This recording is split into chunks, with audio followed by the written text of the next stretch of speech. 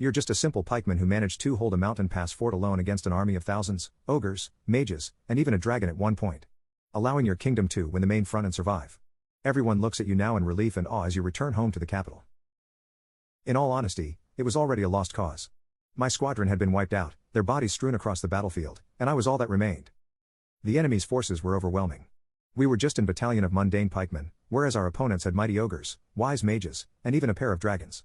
We'd been completely overpowered. It was a miracle that I was still alive. But I knew there wasn't long left. The enemy's cavalry was approaching, hoofs beating on the ground, kicking up clouds of dirt. I clutched my spear and prayed. Prayed that I might at least take one of them with me. Save me, God. And then, I heard a voice. Not one of holy salvation, but a sardonic, snarky, and yet strangely cheery voice. Even a god couldn't save you now, you know. A woman, her smile sharp with a wisdom beyond her years and eyes like deepest, blackest tar, came into view. How tragic, wouldn't you say? She was wearing a black mantle and a dress made from some kind of expensive fabric.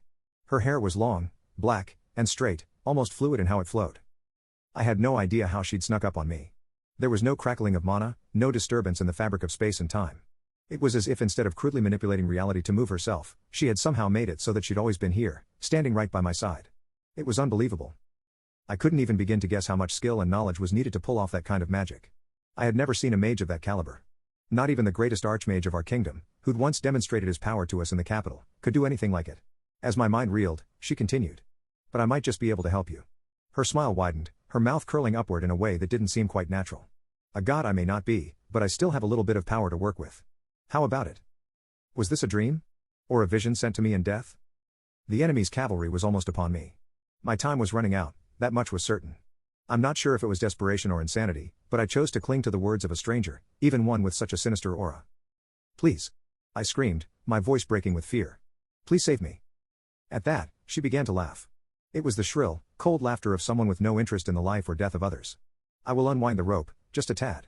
Watch if you dare, understand at your peril. Oh, and, do try not to regret your choice. She extended a pale hand towards the sky and made a grasping motion. Let's start from the top, shall we? What happened next was difficult to describe. If I were to attempt, it was like this entire universe that I lived in was but a single thread in a great tapestry of worlds and that the fates themselves were pulling on that thread from the outside, untangling it, unmaking reality itself, undoing everything that had ever been done and putting it back the way it was before, just slightly rearranged. Impossibilities became improbabilities became realities. It seemed to happen in a single instant. In the blink of an eye, this woman was pulling apart my world and putting it back together again in front of me. It was the most terrifying thing I'd ever seen in my entire life. And I knew, in that moment, that I'd made a mistake. I wasn't supposed to be seeing this. I wasn't supposed to have ever met this person.